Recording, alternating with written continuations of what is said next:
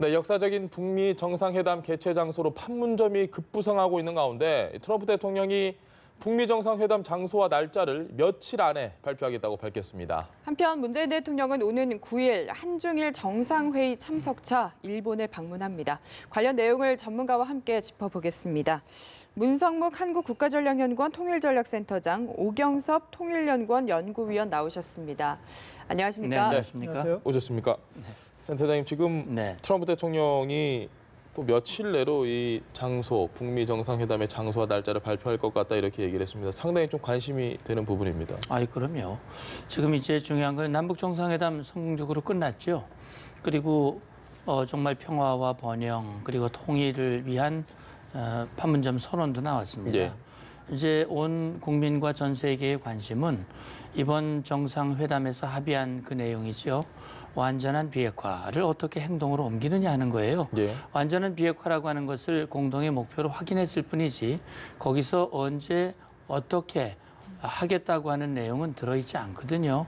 그렇기 때문에 북한 김정은 국무위원장의 완전한 비핵화의 의지가 정말 진심이냐 아니냐 행동으로 보여주고자 하는 그런 뜻이 있느냐 없느냐는 아마 조만간 있을 북미 정상회담에서 이제 확인이 될 수 있을 것 같은데, 그렇기 때문에 북미 정상회담이 관심을 끄는 것이고, 무엇보다도 트럼프 대통령 입장에서는 국내적으로 여러 가지 현안 때문에 본인이 어려움에 처해 있고, 거기에다가 이제 중간 선거도 있지요. 그다음에 또 다음 대선 이런 것들도 있죠. 염두에 두고 아마 제가 볼 때는 트럼프 대통령으로서는 이번 기회야말로 자신의 존재감과 자신의 어떤 그 역할 또 업적을 확대할 수 있는 그 소중한 기회라고 보는 것 같아요. 그러니까 아주 기회가 있을 때마다 이번 회담 곧 있을 것이다.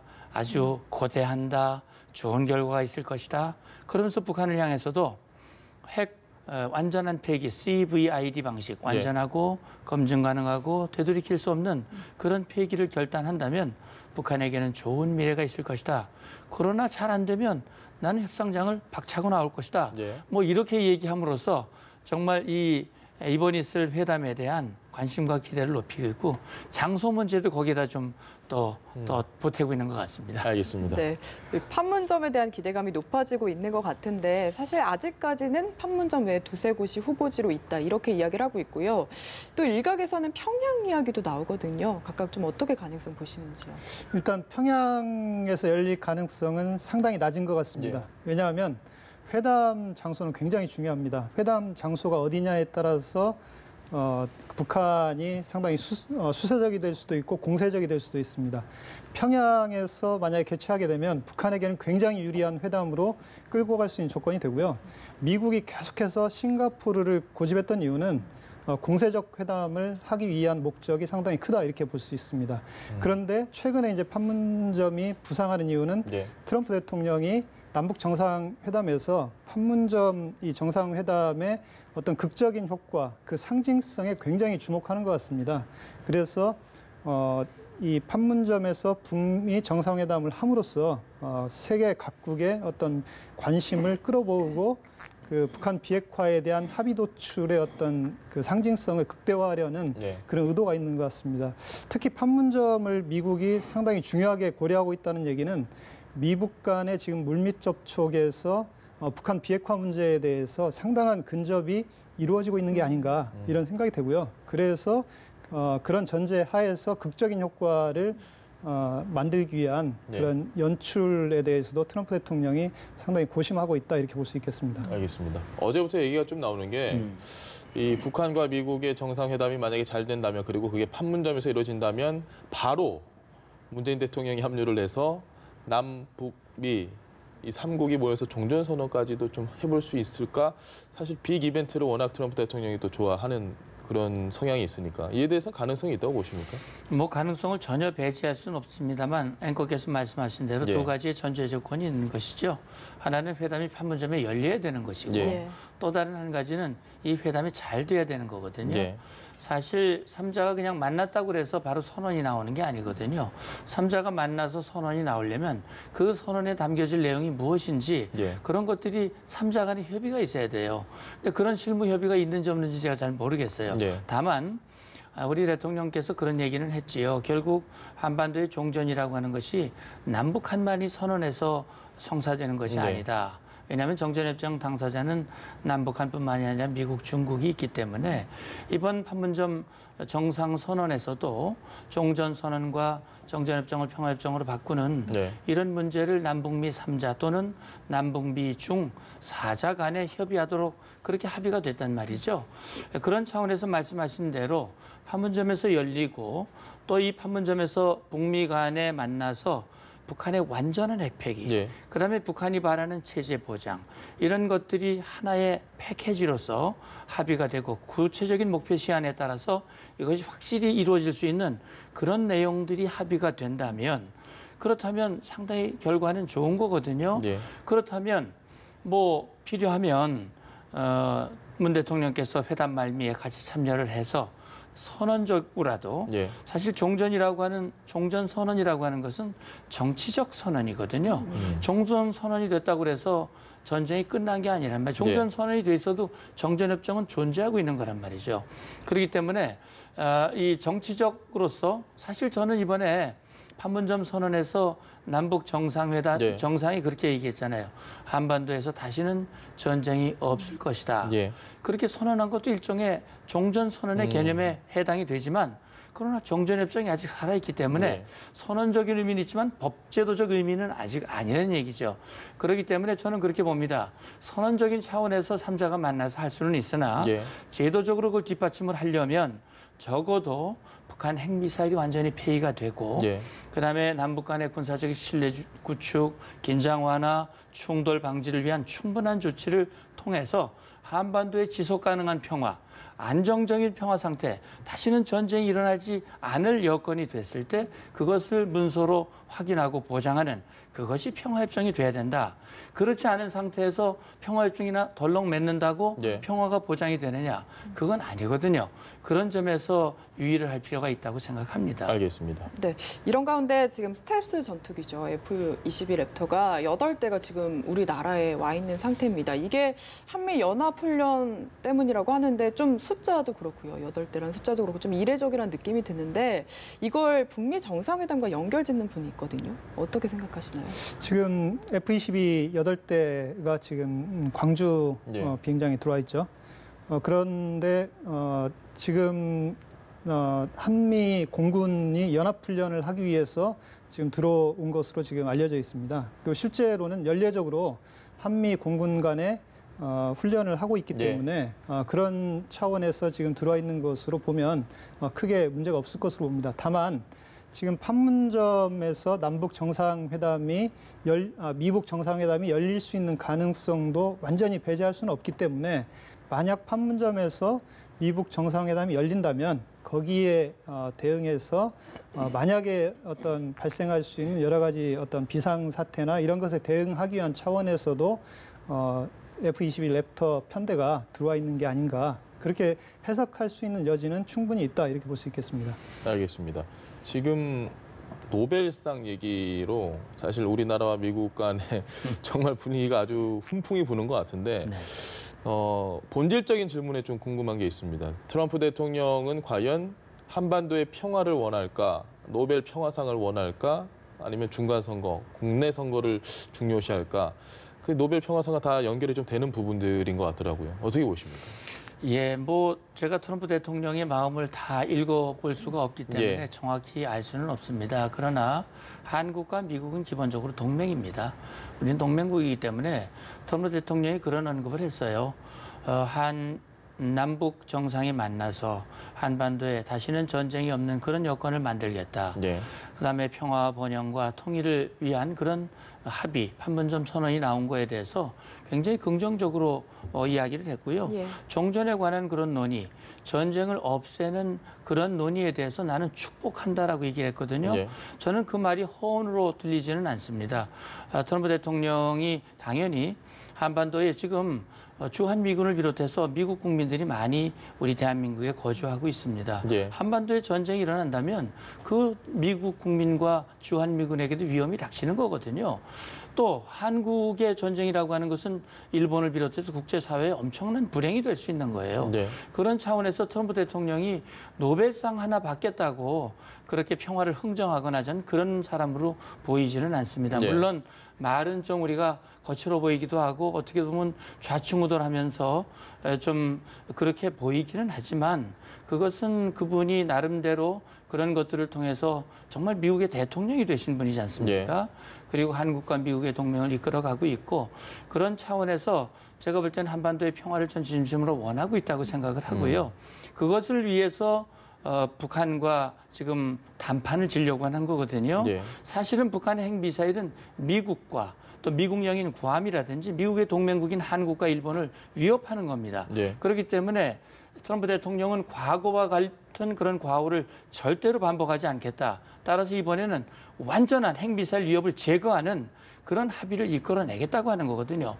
트럼프 대통령의 말대로 그렇게 합의가 되고 네. 한반도의 핵미사일을 포함해서 북한의 화생무기 또 북한의 인권 문제 전반적으로 북한이 국제사회 유엔 회원국으로서 정상국가의 모습으로 돌아선다면 그건 아마 노벨 평화상 위원회에서 트럼프 대통령이 그 과정에서 역할을 많이 했다면 네. 상 주는 걸 꺼려할 이유가 없지 않을까 그런 생각이 드는데 저는 이 과정에서 우리 대통령께서 노벨상 그건 미국 대통령이 받으시고 우리는 평화만 가져오면 된다라는 그 말씀은 굉장히 가슴을 따뜻하게 만들었어요. 네. 그래서 참 그런 부분은 전 참 좋다라는 그런 생각이 들었습니다. 알겠습니다. 그러니까 트럼프 대통령이 이 노벨 평화상 받자고 일을 그르칠 분이 아니다 이렇게 이야기를 해주셨는데 역시 동의를 하시는지요?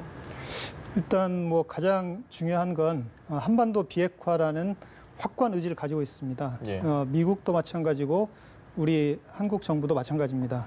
미국과 한국은 공동의 목표는 결국 북한의 핵폐기를 완전하게 달성해서 한반도의 어떤 평화 그리고 남북관계 발전을 이루어내겠다라고 하는 기본 의지를 확고하게 가지고 있다. 이렇게 볼 수 있겠고요. 예. 지금 노벨 평화상 문제와 관련한 것들은 지지자들 사이에서는 뭐 충분히 트럼프 대통령 지지자들은 그렇게 얘기할 수 있을 겁니다. 그렇지만 어찌됐든 노벨 평화상은 노벨상 위원회가 결정하는 겁니다. 그렇기 때문에 북한 비핵화 문제가 확실하게 해결이 연내에 된다면 예. 강력한 후보로 뭐 떠오를 수는 있겠죠. 알겠습니다. 왕이 중국 외교부장이 11년 만에 북한을 오늘 이제 지금 도착을 했을 것 같은데 한반도 평화에 대한 이 중국의 셈법이라고 해야 될까요? 뭐 무조건 우리와 미국 그리고 북한 다 지금 평화를 원하긴 하지만 중국 입장에서 가진 셈법은 다양할 것 같습니다. 어떻게 좀 저희가 전망을 할 수 있을까요? 예, 중국이 어떤 입장을 가지고 있느냐 하는 거에 대해서는 아마 우리 시청자, 우리 국민들도 많이 알고 있을 거예요. 그러니까 사실 이제 북한과 중국 관계가 굉장히 얼음장 같았는데 역시 이제 그것도 풀리고 있거든요. 그러니까 그것은 북한과 중국 사이에 서로의 셈법이 있습니다. 서로가 서로를 필요합니다. 그러나 사실 내면으로 들어가면 북한도 중국을 별로 좋아하지 않고 중국도 북한을 썩 좋아하지 않습니다. 감정적으로는 그렇습니다. 그래서 그럼에도 불구하고 국익이라고 하는 것이 있기 때문에 서로 외교를 하고 접촉을 하는 거거든요. 왕이 부장이 11년 만에 갔다는 것도 굉장히 11년 맞습니까? 예, 그 의미가 있는 것인데 질문하신 중국의 한반도 평화에 관련된 셈법은 그동안 대표적으로 중국이 주장해온 것이 이제 쌍중단 쌍괴 병행이라고 하는 걸 얘기를 했거든요. 북한이 핵미사일 발사를 중단하고 미국은 한미연합연습을 중단해라. 그리고 북한은 비핵화, 그다음에 미국은 평화협정. 그런 것들을 함께 협상을 해야 된다라고 하는 것이 중국의 기본 입장이거든요. 이 얘기는 뭐냐면 말은 점잖게 하고 있지만 실제로는 미국의 영향력을 한반도에서 축소시키겠다라고 하는 것이 속내거든요. 그래서 한반도에 대한 주도권을 중국이 가져가겠다라고 하는 것이 중국의 셈법입니다. 그러니까 주한미군의 안전을 위해서 들여놓은 사드 문제에 대해서 아주 무차별로 우리를 압박을 하고 제재를 해왔거든요. 보복하고요. 그것이 바로 그런 의미입니다. 사드가 중국의 위협이 아니거든요. 사드를 빌미로 해서 한국의 손을 보고 한국이 미국으로 가까이 가면 그냥 안 둘 거야. 조심해. 라고 하는 것을 에둘러서 그렇게 얘기한 거거든요. 그런 점에서 봤을 때 우리가 지금 북중 관계가 좋아지는 건 바람직한 겁니다. 한반도의 평화를 위해서. 그러나 중국이 과거와 같은 지금까지 보여줬던 그런 입장을 가지고 만약에 북한을 부추겨서 왕이 부장이 가서 곧 북미 정상회담이 있을 텐데 주한미군 나가라 그래. 한미연합수 중단 그거 요구해야지 핵을 그냥 내려놓으면 되겠어? 그거 좀 하라고. 이렇게 만약에 주문을 한다면 핵 문제 해결의 촉진자가 아니라 방해자로서의 역할이 될 수밖에 없다라고 하는 것이 우려되는 부분인데 그렇게 하지 않겠지요. 그거 왜냐하면 미국이 있기 때문에 상대가 있기 때문에 그렇게 하기는 아마 쉽지 않을 거라고 봅니다. 알겠습니다. 사실 미국과 북한이 대화를 해라라고 가장 많이 이야기를 했던 게 중국인데 막상 대화를 시작하니까 좀 불안해하는 모습이거든요. 근데 만약에 북미 정상회담이 잘 치러져서 남북미 회담으로 이어진다면 3자가 좋을까요? 4자가 좋을까요? 저희 입장에서 어떨지 궁금합니다. 일단 그 종전 선언 문제는 남북미 3자 간 합의를 해서 선언을 해도 뭐 크게 문제는 없습니다. 그런데 이제 평화협정까지 체결하는 이 논의로 이행할 경우에 지금 정전협정 당사자의 중국이 포함되어 있습니다. 그렇기 때문에 어떤 형태로든 중국은 이 평화협정 체결 과정에 개입하려고 할 가능성이 상당히 높습니다. 왜냐하면 중국 입장에서는 한반도에서 자국의 안보 이익을 추구해야 됩니다. 그 안보 이익이라는 건 미국이 북한이 너무 미국 쪽으로 기우는 것에 대해서는 굉장히 우려를 할 겁니다. 그리고 또 다른 한편으로는 미국의 어떤 군사력을 이 동북아에서 약화시키는 문제에 대해서 중국은 전략적으로 관찰하려고 할 겁니다. 그래서 앞서 말씀하신 것처럼 한미합동 군사훈련을 중단하라고 하는 그 중국의 요구는 결국 자국의 군사안보적 이익을 관찰하겠다고 하는 의도가 전략적 의도가 들어가 있습니다. 그렇기 때문에 중국 입장에서는 이 남북미 중 4자 협의를 통해서 종전을 선언하고 정전협정을 평화협정으로 바꾸는 이 회담을 진행하기를 아주 굉장히 원할 겁니다. 그런데 이 3자 협의, 남북미 3자 협의나 또는 남북미 중 4자 협의로 이번 판문점 선언에 들어간 이유는 북한 쪽에서 그렇게 얘기를 했다고 합니다. 그 북한 쪽에서 얘기를 했기 때문에 북한의 의도가 남북미 3자 합의를 통해서 평화협정을 체결하겠다는 것인지 또는 중국까지 참여하는 이 4자 협의를 통해서 평화협정을 체결하겠다는 것인지는 현재는 열려있는 상황이다 이렇게 볼 수 있겠고요. 상당히 가변적인 상황으로 볼 수 있겠습니다. 알겠습니다. 시간을 거슬러서 한 1월 정도로 좀 올라가 보면요. 그 당시에 코리아 패싱이라는 얘기를 가장 많이 했던 데가 일본입니다. 지금 근데 현 상황에서 놓고 보면 이제 일본 얘기가 저희도 제일 뒤에 얘기를 하고 있고 어찌됐건 좀 일본의 입장에서 상당히 걱정이 되는 부분이 있는 것 같아요. 일단 다음 달 9일에 한중일 정상회담이 열리거든요. 중국은 일단 시진핑은 아니고 리커창 총리가 오긴 한데 이 세 사람이 모여서 어떤 얘기를 좀 나눌까요? 예, 이제 그 말씀을 드리기 전에 아까 중국에 관련된 얘기 잠깐 하나만 더 덧붙여드리면은 북한이 90년대 초부터 정전 체제를 무력화시켰습니다. 그래서 군사정전위원회 회의를 보이콧하고요. 그다음에 정전 체제의 한 기둥인 중가미 국가, 공산 측 중가미 국가인 체코슬로바키아와 폴란드를 강제로 축출을 했습니다. 그러니까 한쪽 기구를 무너뜨린 거지요. 정전 체제를 무력화시키고 정전협정을 무효화시키기 위한 그런 시도를 조직적으로 했는데, 그러니까 먼저 북한이 군정위를 없애고 판문점 대표부라는 걸 만들었거든요. 그리고 중국도 나가라 그래가지고 중국이 거기에 협조를 했어요. 1994년에 군정위 중국 대표단이 이 북한에서 떠났습니다. 그때 중국이 발표한 걸 제가 기억합니다. 우리는 철수가 아니라 소환이다라는 단어를 썼어요. 소환이라고 하는 단어를 쓴 것은 중국은 정전협정의 당사자로서의 내가 군정위에서 떠나기는 하지만 우리는 엄연히 정전협정의 당사자고 언젠가 그 권리를 지켜나가겠다라고 하는 확고한 입장을 보여준 거거든요. 자, 한중일 3자가 모이면 무슨 얘기를 할 것인가. 제가 볼 때는 어차피 지금 가장 관심은 이제 곧 있을 북미 정상회담이고 이제 북한의 비핵화 문제입니다. 그래서 아마 이 북한의 비핵화, 한반도의 평화를 놓고 각 나라의 세법이 조금씩 달라요. 그러나 어쨌든 한중일 3자의 협력 관계를 높이는 것은 예. 한반도의 안보와 북한의 비핵화 이후에 지금 우리 동북아는 유럽과는 달리 다자안보 체제가 구축되어 있지 않습니다. 네. 다시 말하면은 이 남북한을 비롯해서 이 주변국 4개국 또 그 외의 나라들이 공고하게 이런 다자 협의 기구, 다시 말하면 지금 유럽에 있는 OSCE, 유럽 안보 회의와 예. 같은 그런 다자 안보 기구가 구성이 돼 있어야 그래야 전쟁을 제도적으로 방지를 할 수가 있거든요. 예. 그게 없어요. 그런 차원에서 한중일 정상 만남을 정례화시키는 것은 경제 분야뿐만 아니라 안보 차원에서 도움이 되는 거거든요. 제가 생각할 때는 이번에 저는 이런 얘기를 했으면 좋겠습니다. 중국과 일본의 역할을 통해서 이번에야말로 북한이 완전한 비핵화에 도달하고 남북 간에 정말 전쟁이 없는 그런 한반도를 만들도록 협력을 해달라라고 하는 것.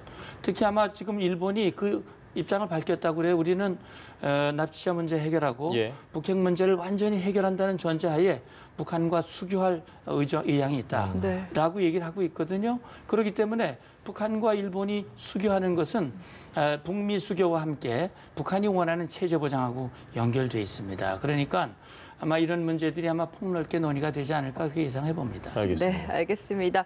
오늘 두 분 이야기는 여기까지 들어보겠습니다. 지금까지 문성묵 한국국가전략연구원 통일전략센터장, 오경섭 통일연구원 연구위원과 함께했습니다. 말씀 잘 들었습니다. 고맙습니다. 고맙습니다.